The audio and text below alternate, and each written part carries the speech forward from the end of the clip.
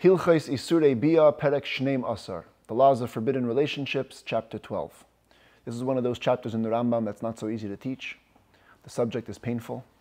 The issue is very real.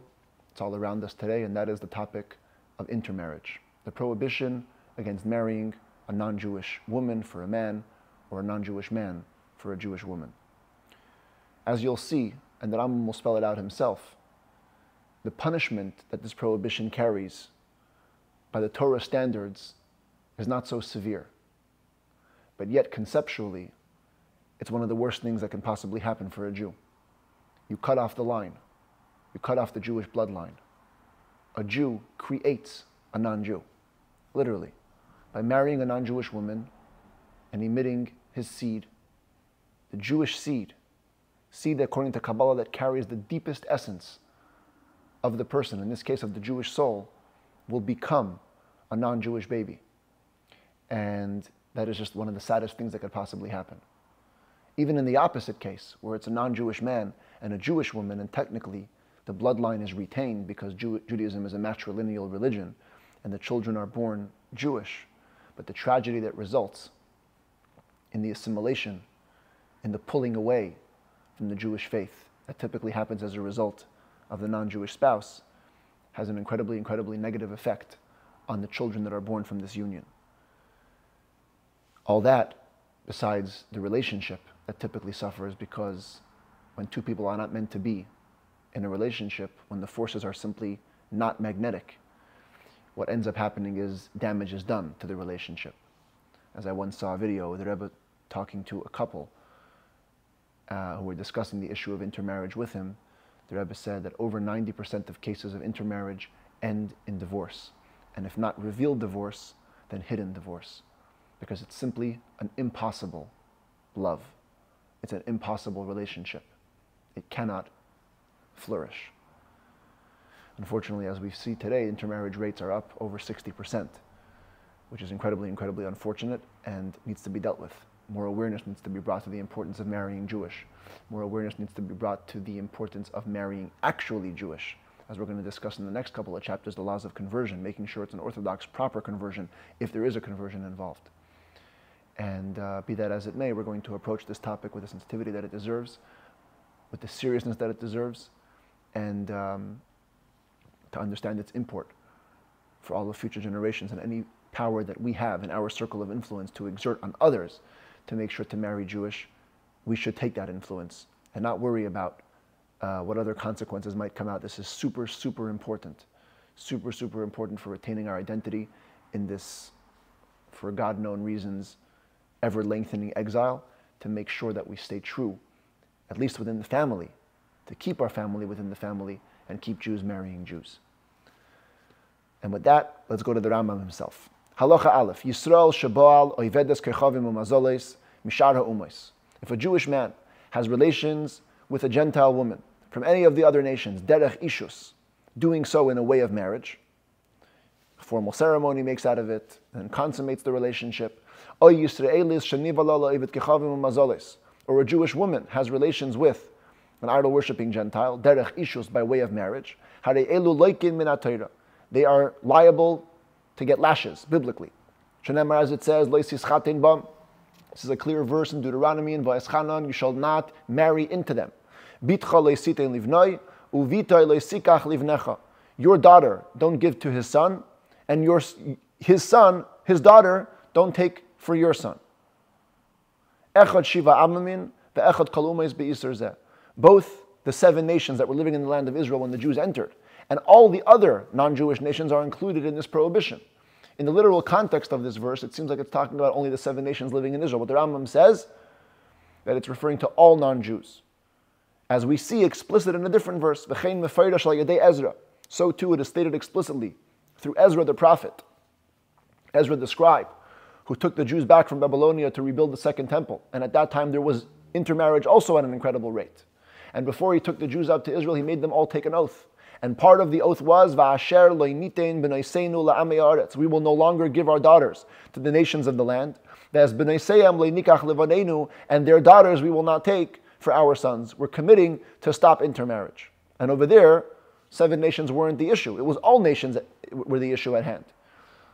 which tells us that the prohibition covers all the non-Jewish nations. It's important to point out that this verse is in the book today we call Nehemiah. But in the Talmud, it's clear that Ezra and Nehemiah were one book. So the Rambam says, V'chein mefarish al yedei Ezra, although it's in the book of Nehemiah. Halacha beis v'lei asra Torah ala derech chasnos. Biblically, what's prohibited is only a formal marriage between a Jew and a non-Jew. Aval haba ala kusis derech znus. But if one simply engages in relations promiscuously with a non-Jewess, makin oisem makas mardus midivrei seifrim, you only incur rabbinic lashes. Gzeira shema yavel hischaten. As a decree, perhaps you're going to come to have a marriage. The Torah's expression is tischaten, chatuna, a proper wedding. But even promiscuous relationships are forbidden rabbinically. If a person designates this woman to have promiscuous relationships, in other words, you get a non-Jewish girlfriend, in other words, chayav aleha, then you become liable for every time you have relations for a number of prohibitions. Mishum nida, first of all, she's a menstruating woman. She's obviously had her period, never been to mikvah. Umishum shivcha, we impose upon her the category of a maidservant.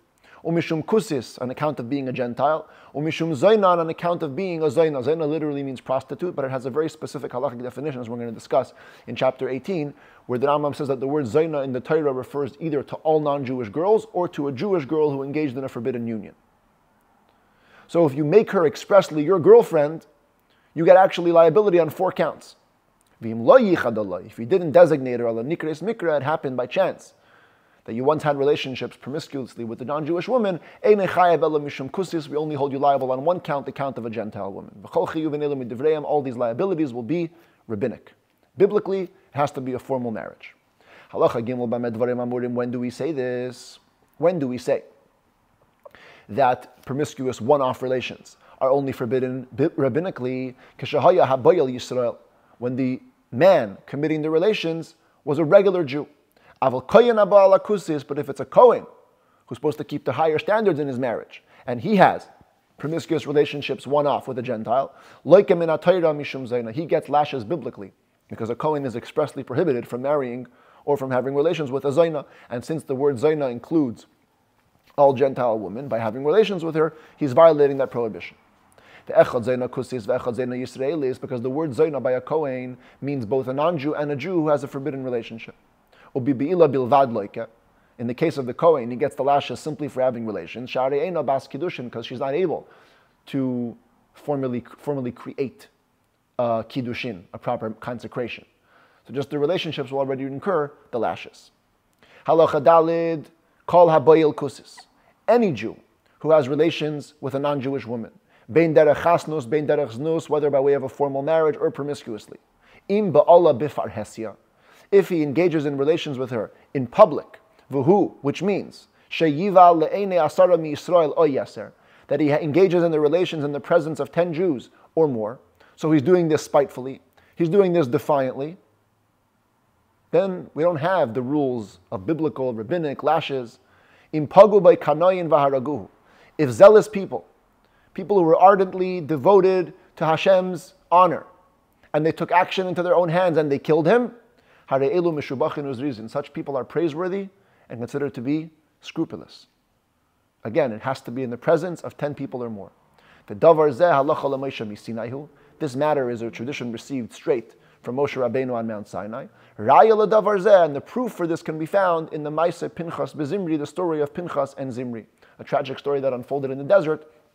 Midianite woman came to the Jewish people to entice them. Many people stumbled and fell in this sin, especially one of the princes of the tribes, the prince of the tribe of Shimon, brought a Midianite to his tent in front of everybody and personally attacked Moshe and said, "Can I marry this woman or not?" Moshe said no. And then he made fun of Moshe. "How come you married a Midianite woman?" Of course, Zipporah, Moshe's wife, had converted. But he then went ahead and brazenly did the act with her. And Pinchas took action into his own hand and killed them both. So the matter is really received from Moshe on Mount Sinai. But the proof can be found in the story of Pinchas and Zimri. And the question is, if you have a proof of an actual story, why do you need it to have halacha l'Moshe misinai? So the Rebbe once spoke about this. Actually, on a few occasions, it seems to be 2 general approaches the Rebbe took. One is that the story of Pinchas and Zimri also had an added element to it. There was an element of idol worship. implied in the verses over there in that story is that they were actually also serving idols. So perhaps one could think that the death penalty came over there because of idol worship, not so much because of the forbidden relationship. Therefore, the Rambam lets us know that it's actually halacha for Moshe and Mount Sinai that specifically with regards to non-Jewish relations itself incurs the death penalty by those who are zealous. In another letter that Rebbe once wrote, that there's two elements here. From the story of Pinchas and Zimri, you can only prove that if it's in super public view. How many Jews were present when Zimri attacked Moshe and this whole story unfolded? Much more than 10. So that is what the story of Pinchas and Zimri can prove. The halacha of Moshe Misinai comes that is for the minimum amount. That even if 10 Jews are present, already then he's liable for the death penalty. At any rate, that's the special law of somebody who has relations publicly with a non-Jewish woman. The Rambam says there are some caveats though. First of all, the ein hakanoi rashay lifgaya bahen ala b'shas ma'aseh kezimri. The zealous person can only kill them during the act, like happened with Zimri. Shanemar, as it says, ve'asa isha el kavasa. Pinchas struck the woman in her stomach, which means he was able to catch them in the act. Aval in peirash, but once the man withdrew, ein hergenesa, we can no longer kill him. V'im haragai neragalav, so much so that if you kill him, the killer gets killed for murdering someone. Similarly, if the zealous person first wants to check with the court, he asks permission to kill. We don't teach him. We don't rule the law for him. It's got to come from within. If you're not that zealous and you have to ask the court, forget it. Even if he comes to court while they're in the act, and he has the chance to get them while they're in the act, he came to ask? No. Not only that, if the zealous person comes to kill the person engaging in these relations, and in the moment the man withdraws and kills the zealous person to save himself from his hand, the person does not get killed for murdering the zealous person, because you can consider him to be what's called a roidef, a pursuer. Somebody that's coming to kill you, if you kill them back, you're not liable. So the zealous person is really taking a risk, because the guy can slip out and kill him. But that's what a zealous person looks like. Zealous for God, he does what has to be done. If a Jew engages in relations with a daughter of a resident convert, as we'll define in the coming chapters what that is, it's a non-Jew who takes upon himself to keep the 7 Noahide laws, that's not considered so severe in terms of incurring this death penalty. Zealous people cannot kill such a person. The rabbis would take him in and give him lashes, but you can't kill him. What if there were no zealous people around? This guy engaged in relations in public, nobody killed him. The court didn't either give him lashes. His punishment is explicitly stated in the prophets, excision. Shanemar, as it says in the verse in Malachi, Ki Chilel Yehuda Kodesh Hashem. Yehuda, the Jewish people, desecrated that which is holy to God. Asher Ohev Uboal Baskel Nechar, by loving and having relations with the daughter of a foreign god. And because of that, Yachreis Hashem Lo'ish Asher Yasena Er Ve'oina. May Hashem cut off from the person who does such a sin any Er Ve'oina. Er Ve'oina literally means children or descendants. And then, if you see here on the screen, the verse continues, he should also cut off Umagish Mincha LaHashem Tzvois, that there should be nobody bringing forth a flower offering to God. So the Rambam interprets that these two sentences here are talking about two different types of Jews who engage in relations with non-Jews. Im Yisrael hu, if it's a regular Jew who committed the sin, lo yeh lo er b'chachamim, v'lo yeineh b'talmidim. Let him not have any, the word er could also mean a person who's awake, alert. He should not have any descendants who are alert among the sages, nor a person who answers or who calls out answers among the students of the sages. In other words, Hashem cuts him off, and he won't have any children who will be involved in Torah. V'im koyenu, if he's a kohen, lo yeh lo magish mincha LaHashem tzvos. The end of the verse. He shouldn't have any descendants bringing a flower offering to God. Hini lamadata. From this verse you learn, by the way, shahabayil kusis, that one who has relations with a non-Jew, ki'ilu nischatein la'avedas kechavim mamazalos, it's as if he has married the idol itself. Shanemar, as it says, ubal bas kel nechar. he has relations with the daughter of the foreign god, as though she's the daughter of the actual foreign god. V'nikra mechalel kodesh Hashem, as well as being called a person who desecrates that which God deems holy. And now the Rambam says the point that I mentioned in the beginning of the chapter. Avoin zeh, this sin, afal pishe ein by misas bezdin, even though there's no death penalty, the court's not going to hold you accountable or kill you for it. Al yihi kal beinecha, do not treat it lightly. Elo yesh by hefsid she'ein b'chol ha'arayas k'maisei. There is a detriment, there is a loss, there's a destruction in this relationship that doesn't exist in any other biblically prohibited relationship.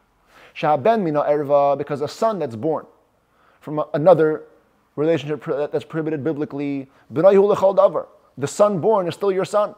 Ubichlal Yisrael nechshav is included among the Jewish people. Afal pishu mamzer, even though he may be illegitimate, but he's a Jewish son. V'haben minakusis einoi b'noi, whereas a son from a Gentile is not your son.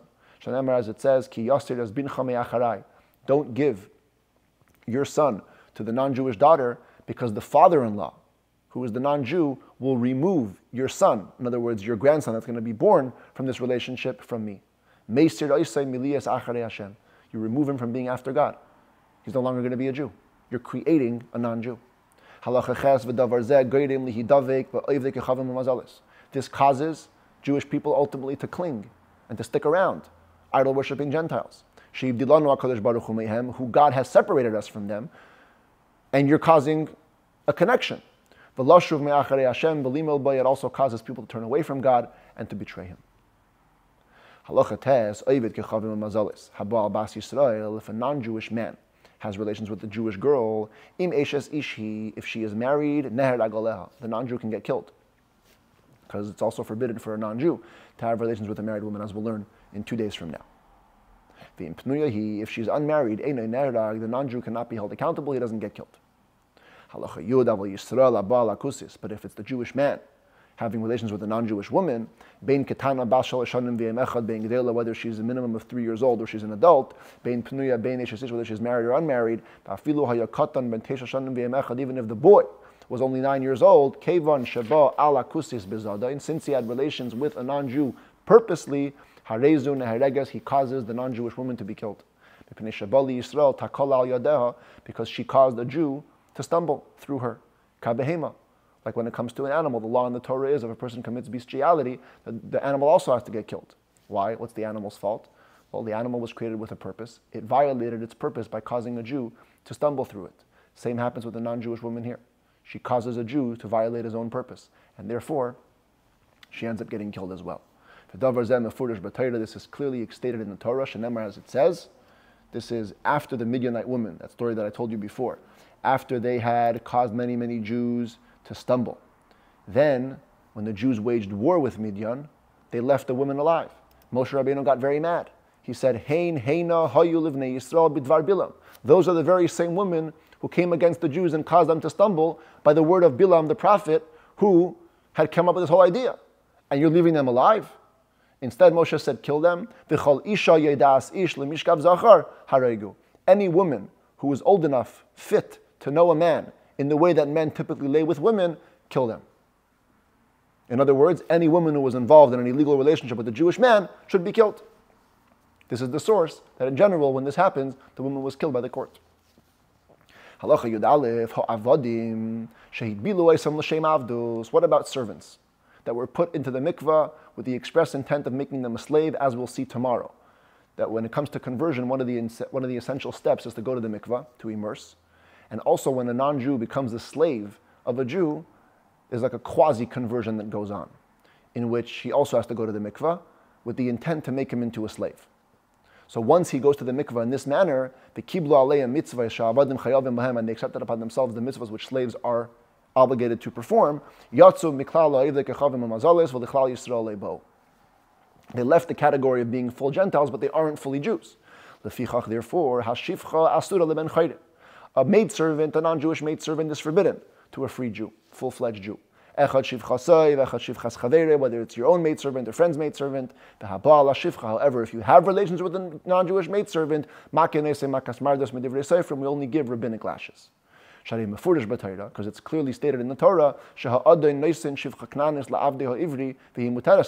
that a master can give a non-Jewish maidservant to his Jewish slave, and she'll be allowed to have relations with him. Shenemar, as it says, im adoinav yiten lo isha. Torah describes a possibility where a master will give his Jewish slave a non-Jewish woman as a wife. And so therefore you see this concept that a Jew was allowed to marry a maidservant, although he's also a slave. But if it were scripturally prohibited for this relationship to take place, Torah wouldn't have relaxed it in the case of a slave. Hence, we know that it's not biblically prohibited, only rabbinically. The sages didn't impose their decree in this matter. In other words, the sages didn't go further and say, even though Torah allowed a servant to marry a non-Jewish maidservant, we're not going to allow it. And the Torah never also either made a person liable to lashes if he has relations with a maidservant, unless she was a specific case. As we saw in chapter 3 of these laws, a woman who was owned by two partners, freed by one of them, so she was half slave, half free. She was consecrated to a man, and then a man had relations with her within that consecration. That's a special case where she would get lashes and he had to bring a sacrifice. But other than that, there's no biblical liability for having relations with a non-Jewish maidservant. Halacha Yud Gimel says the Rambam over here too, same message. Don't let this sin be treated lightly in your eyes just because there's no biblical lashes. This relationship also causes a son to be removed from behind God. A son born from a maidservant is a slave, not a Jew. You're causing holy seed to become desecrated and to become slaves. And the Rambam is something very rare right now. Hare Unkelus HaMetargim. Unkelus, the translator, the famous person who composed the translation in Aramaic of the Torah. Any chumash you'll open, you'll see on the side, in small letters, Aramaic text. That's the Aramaic translation written by Unkelus on the entire Torah. And what does he do? Kolal bi'ilas eved v'shivcha. He includes the relationship with a slave and a maidservant, bichlal lo yiyeh kadesh v'lo tiyeh kadesha, included in the prohibition of harlotry, of prostitution. The Torah says, this is a straight quote from the verse, Leisiyeh kadesha mibnei Yisrael, v'lo yiyeh kadesh mibnei Yisrael. There shall be no prostitutes among the Jewish girls, and no prostitute man, who just reserves himself just for promiscuity among the Jewish men. And Onkelos typically translates literally. Over here he says, these are the Aramaic words, La sehei itza mibnas Yisrael ligvar oved. A Jewish girl should not marry a slave. And a Jewish man should not marry a slave girl. In other words, he understands that marrying, doing this relationship between a regular full-fledged Jew and a slave is considered harlotry. Now, Unkelos understands that's the meaning of the verse. The Rambam doesn't hold that it's biblical prohibition, but the point is you see how much they equated it, how much stringency they gave it, how much severity they attached to it. Hence, even though we don't get lashes, don't treat it lightly. If somebody has relations with a non-Jewish maidservant, even if it's in public, even if it's during the act, in a kanoin pagan by, zealous people cannot kill him. Same thing if a person formally marries a non-Jewish maidservant, does not get lashes biblically. Because the moment she goes to the mikveh and accepted upon herself the basic mitzvahs of a slave, she has left the category of an idol-worshipping Gentile. She's not a full-fledged Gentile, neither is she a full-fledged Jew, not here nor there, so we can't hold you accountable. If the baby born to a Jewish woman and a baby born to a non-Jewish maidservant got mixed up, they're both in doubt. Everyone is in the status, doubtfully, of a slave. And therefore, in this case, we're going to force the Jew who owns this maidservant to free them both, to make sure that in whatever case it is, both boys are full-fledged Jews. If that son happened to be the son of the master of the slave, in other words, it was the master himself who had engaged in relations with this maidservant. When the boys grow up, they'll free each other because they become their own masters. And they'll be permitted thereby to marry into the Jewish people. If it was girls that got mixed up, a girl born to a Jewish woman, a girl born to a non-Jewish maidservant, they're both doubtfully considered non-Jewish maidservants. Havlad Sveik Eved. If one were to have relations with them, the kid born from that would be doubtfully considered a slave. Same thing if it wasn't a maidservant, it was a baby of a non-Jewish woman with a baby of a Jewish woman and got mixed up. We do a similar procedure. We have both babies immersed in a mikvah with the intent of conversion, and each one is considered doubtfully to be a convert, ramifications being they cannot marry a Kohen. Yud Zayin, the Rambam introduces the concept of conversion, which he's going to expand upon in the next 2 chapters. Any idol-worshipping Gentile, if they are to convert and accept upon themselves all the mitzvahs in the Torah, and so too slaves when they're freed, they become like full-fledged Jews. As it says, the entire community has one law, both the regular Jews and, as the verse continues, the converts. They can enter into God's community right away. Meaning that the convert or the freed slave can marry a Jewish woman. And a Jewish man can marry this convert who's now a Jew, or the maidservant who was freed. But there's an exception. Not every convert is accepted right away into the Jewish people. There are 4 nations that have exceptions. And that's a topic for the end of today's chapter. These 4 nations, and they are nations that you can see that were right around Israel. Here's Ammon up here, here's Moab down here, here's Edom, and Mitzrayim, Egypt. These are pretty rough estimates of where they were. We're not exactly sure where all the borders were, something like this. But they were all the nations around Israel, which the Jews almost traversed each of them on their way into Israel from the desert. What are the exceptions? These 4 nations, if any person converts from within them, he's a full-fledged Jew, except with regard to marriage. What is indeed their law? Converts from the nation of Ammon and Moab, male converts, are forbidden forever. They can never marry a Jewish woman. Males, not females, as it says, and Ammon, the word Ammoni in Hebrew grammar is written in the male construct. So a male Ammoni, a male Moavi cannot marry into the Jewish community. Halacha l'Moshe Misinai. This is the halacha transmitted from Moshe Rabbeinu on Mount Sinai. She'ha'amoni hazachar v'ha'moavi hazachar hu she'asar la'elam lisa bas Yisrael. It's the male Ammoni, the male Moavi that is forbidden forever from marrying a Jewish girl. Afilu ben benoi ad soif ha'olam. Even the great grandson, who's a Jew, technically, because his great grandfather converted, can never marry into the Jewish people. But a female convert from the nations of Ammon and Moab are permitted right away, like any other nation. As a matter of fact, Rus, the ancestor of King David, and therefore Mashiach, was a Moabite convert. Yutes, Mitzri, Va'adaimi, that's as far as the 2 nations of Ammon and Moab. Now, the Egyptians and the Edomites, Echad Zecharim, Be'echad Nekeva, is both males and females. They have a special law. Doirishan v'der sheni, Asurin Lavi B'Yisrael. First generation convert and the second generation from the convert cannot marry regular Jews. They can only marry within each other. The Shlishi Mutter, the 3rd generation from an Egyptian or an Edomite convert, can now marry a regular Jew. Shenemar, as it says, Banim asher yivoldu lahem. Here it is. The verse says, don't distance an Edomite convert or an Egyptian convert. The children that are born to them, Der Shlishi Yavelam B'Kal Hashem. 3rd generation can come into the Jewish community. Chaf. What if a 1st and 2nd generation marry? Mitzris me'uberesh and Yizgaira. An Egyptian woman is pregnant and she converts. B'na sheni. Her son is considered 2nd generation. She's 1st, son is 2nd. Mitzri sheni. Shanasa mitzris rishayna. If a male 2nd generation Egyptian convert marries a female convert, she's 1st generation. A mitzri rishayn shanasa mitzris shni, or the opposite. The male was 1st generation convert from Egypt, and his wife was 2nd generation. Havlad Sheni, the baby is 2nd generation. Shenemar Banim Asher Yivoldu Lahem.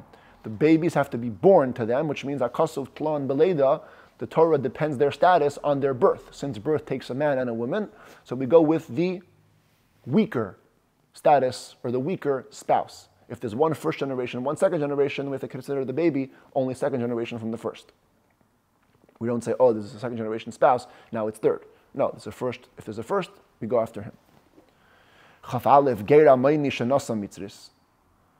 you have a convert from Ammon who could never marry a Jewess, so he married an Egyptian convert, Havlad Amayni, the baby goes after the weaker status, becomes like an Ammoni.